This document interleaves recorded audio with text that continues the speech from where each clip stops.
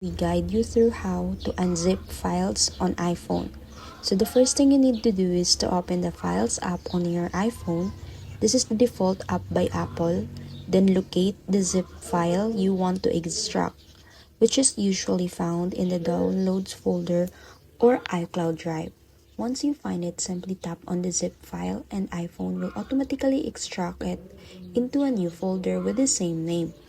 Tap the folder to view all the unzipped contents like photos, videos, or documents. If your file came from apps like Safari or Mail, it will appear inside the Files app so you don't need any third-party tools. But if tapping doesn't work, make sure your iPhone is updated to the latest iOS version because built-in extraction is only available on newer systems. And that's it. You can now open, move, or share the extracted files directly from your device without installing any extra